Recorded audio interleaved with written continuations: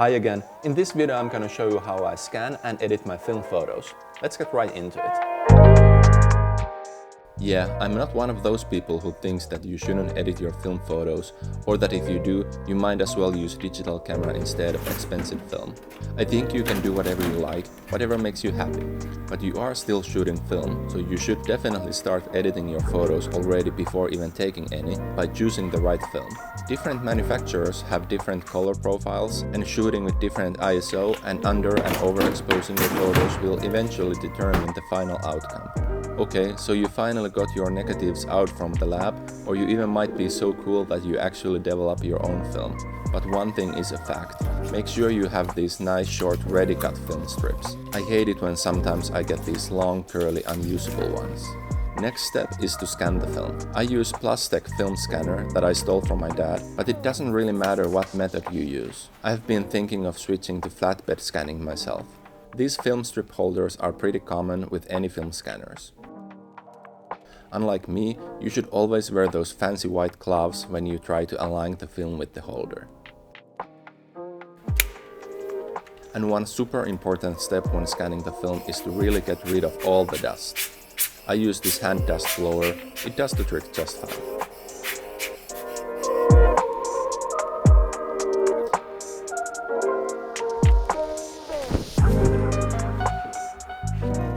There are few good scanning applications available.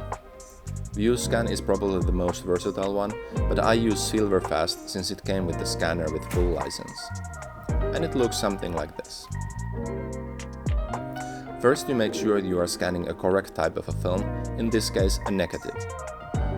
I usually scan with 300 dpi, but of course if you need like a large print or something, you can go even higher. With this scanner, you can choose a preset for a film stock you are scanning. This time I'm scanning a roll of CineStill 50D, and that film is not on the list, so I'm just using Fuji Pro 400 since I feel it works pretty well with CineStill. Then it's time to pre-scan. You can also adjust some exposure related issues when you are scanning the film. But this one turned out pretty well, so I will just hit the button and scan this bad boy. When the scan is ready, I will open it in Adobe Lightroom. I use the classic version, but there is a Creative Cloud version as well. Both will work just fine. Overall, I do like this photo as is, but my main distraction is the color of the sky. I know how the sky was when I took this photo, and in the photo it's a little bit too purple, so I will just mask it out and make it a little bit more blue using the temperature, exposure and tint sliders.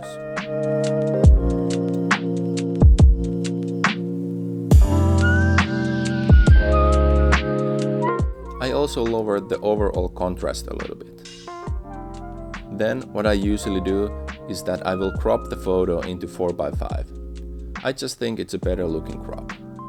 So one thing why I chose this photo for this tutorial are those two halo-like light leaks that are located on the bottom corners. Some people like them and would never get rid of them, but I don't really care for them, so I will just remove them in Photoshop with the remove tool.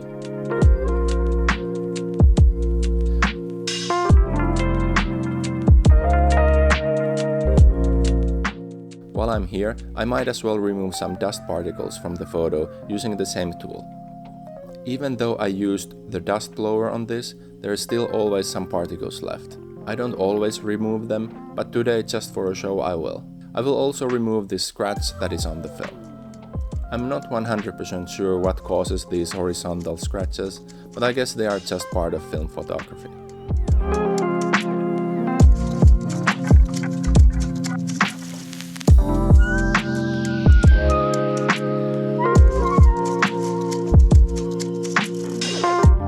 Now the photo is ready and I can finally export it and share it to Instagram, where it will get around 20 to 30 likes.